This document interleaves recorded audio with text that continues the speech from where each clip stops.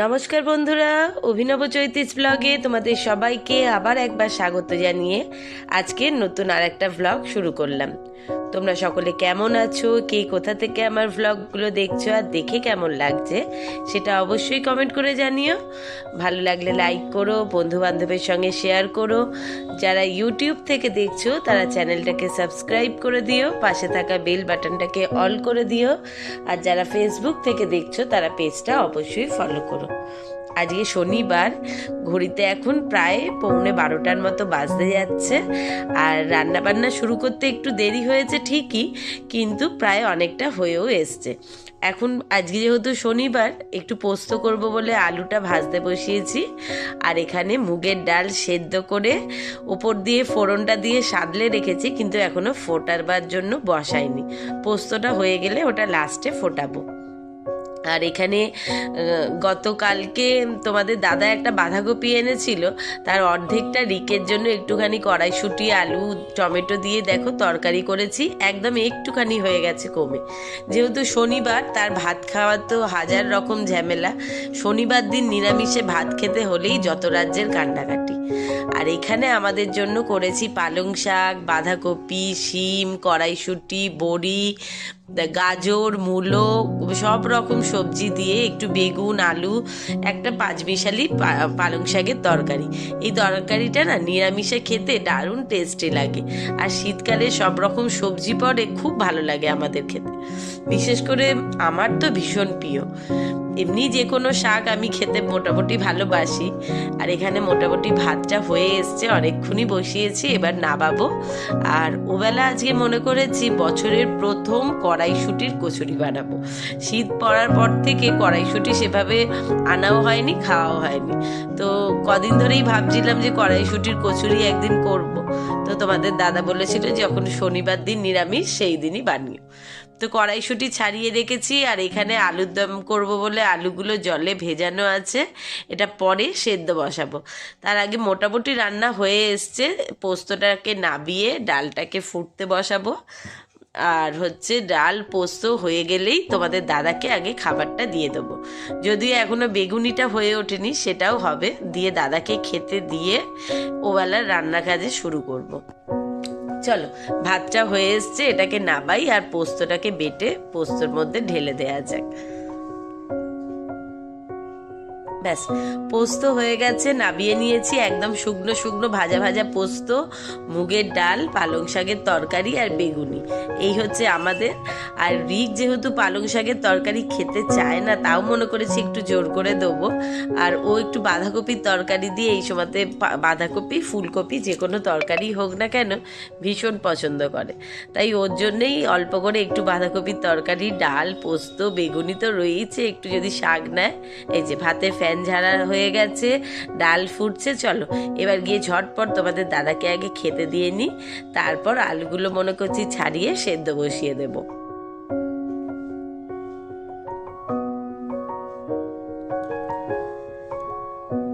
দাদাও খেয়ে বেরিয়ে গেছে, আর আমিও এদিকে মশলাটা তৈরি করে নিচ্ছি। যেহেতু কড়াইশুঁটির কচুরিতে আমি একটু মশলা দিই পুরটার মধ্যে, তাই জন্য এখানে ভাজা মশলা একটুখানি ভেজে নেওয়ার জন্য বসিয়েছি। গোটা জিরে, ছোট এলাচ, দারচিনি, আর একটুখানি দেবো একটা তেজপাতা। সেটা এখনো খুঁজে পাচ্ছি না, সামনে তেজপাতার প্যাকেটটা কোথায় রেখেছি তাই দিতে পারিনি।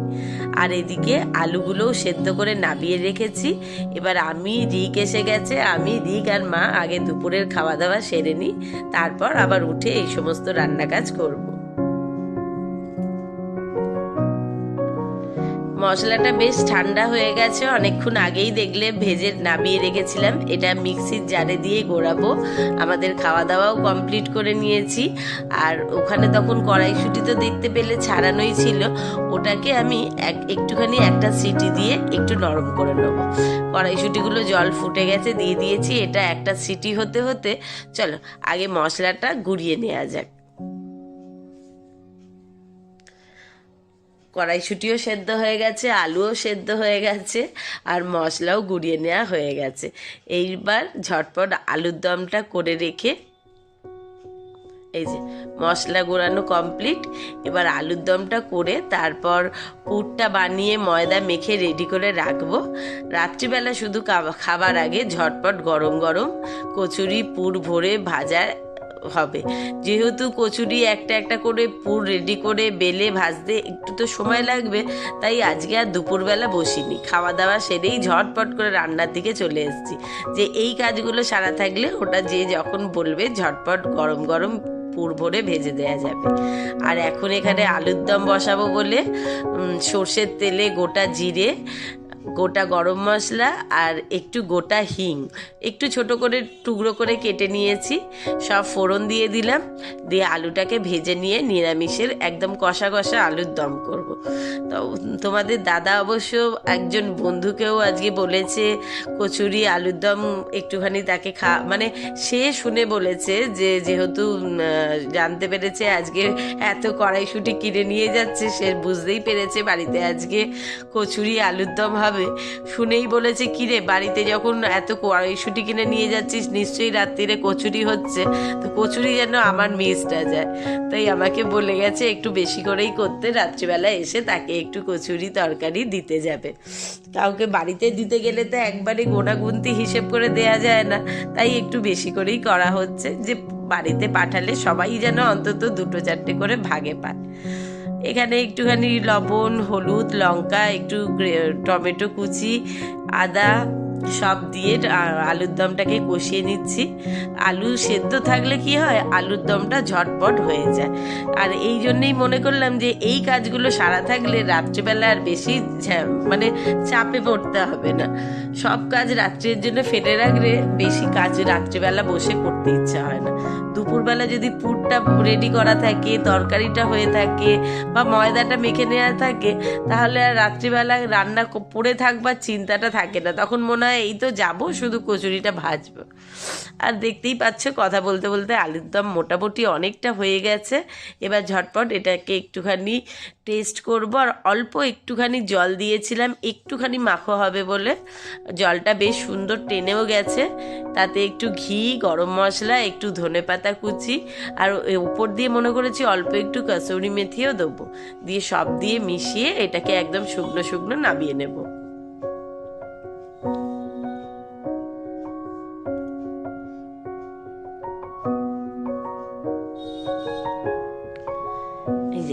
কড়াইশুঁটি প্রেসারে তো দেখতেই পেলে, তখন সিটি দিয়ে রেখেছিলাম, বেশ সুন্দর নরম হয়ে গেছে, একটু গরমও আছে। এই গরম গরম কড়াইশুঁটিটার ওপর যে হিংটা ভিজিয়ে রেখেছিলাম, সেই হিংটা পুরের সঙ্গে আমি এটাকে একদম, সেই বাচ্চারা যেমন ছোটোবেলা খায় না, ভাতটাকে একদম গরম অবস্থায় নাবিয়ে আমরা ছোটোবেলা কি করতাম, একটুখানি কিছু গ্লাস বাটি কিছুতে করে ভালো করে পিষে নিতাম, তাহলে বেশ সুন্দর কাদা কাদা হয়ে যেত। সেইভাবে কড়াইশুঁটিটাকেও ভালোভাবে পিষে নেব। কড়াইশুঁটি মোটামুটি ভালোভাবে মেখে একদম চটকে রেখে দিয়েছি।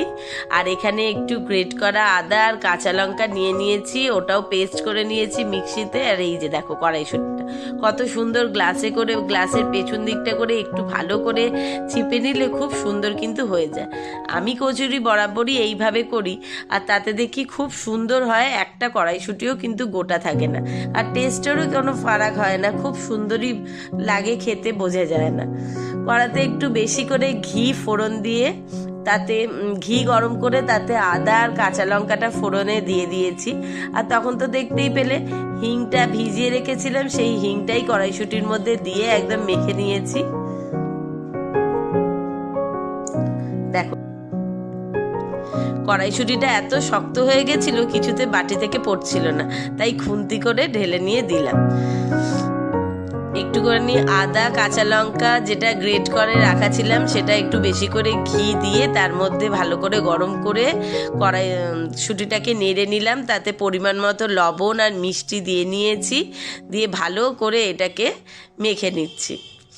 মশলাটার সঙ্গে কড়াইশুঁটিটাকে ভালোভাবে নেড়ে নিচ্ছি, তাহলে কি হবে, একটু শুকনো শুকনো হয়ে আসলে বোঝা যাবে যে মশলাটা রেডি হয়ে গেছে, মানে কচুরির পুরটা রেডি হয়ে গেছে। এই যে কড়া থেকে পুরটা একদম ছেড়ে উঠে আসছে, মানেই রেডি হয়ে গেছে। এবার এটাতে মশলা দিয়ে ভালোভাবে মিক্সড করব।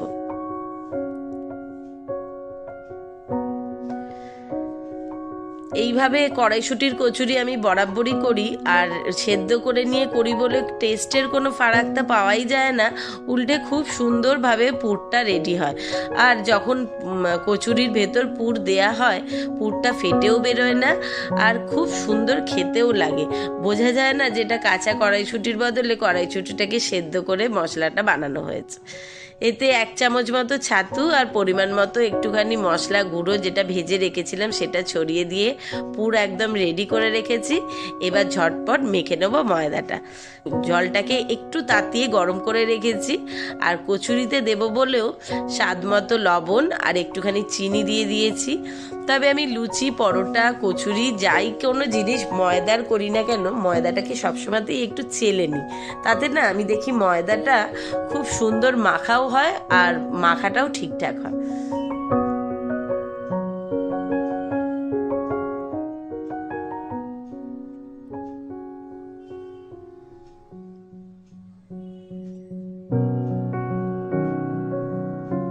ব্যাস, ময়দা চেলে নেওয়া হয়ে গেছে, লবণ মিষ্টি তো তলায় দেয়াই আছে।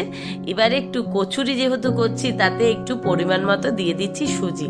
সুজিটা দিলে কি হয়, একটু কচুরির যে কচুরিটা একটু মুচমুচে হয় আর বেশ খাস্তা টাইপের, খেতে ভালো লাগে।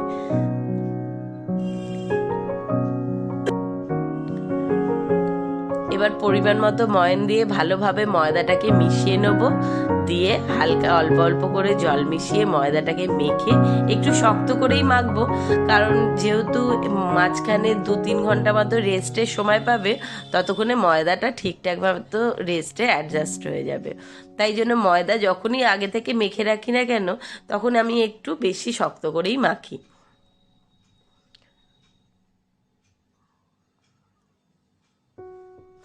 তোমাদের কার কার বাড়িতে এরই মধ্যে শীতের কড়াইশুঁটির কচুরি খাওয়া হয়ে গেল, আর তোমরা কে কীভাবে বানাও সেটাও কিন্তু আমাকে কমেন্ট বক্সে জানিও, কারণ নিত্য নতুন রান্না শিখতে কিন্তু আমি ভীষণ ভালোবাসি।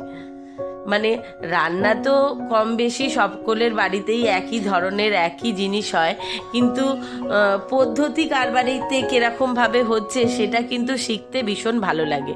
যে যেমনভাবেই বানাক না কেন, তার থেকে কে কোনটা ভালো বানাচ্ছে বা কে কোন পদ্ধতিতে করলে কত তাড়াতাড়ি হয়ে যাচ্ছে অথচ ভালো হচ্ছে, সেটাও কিন্তু জানার একটা ভীষণ বড় বিষয়। এই যে ময়দা মেখে রেডি হয়ে গেছে, এবার বেশ কিছুটা তেল দিয়ে ওপরে মাখিয়ে ঢাকা চাপা দিয়ে রেখে দেবো।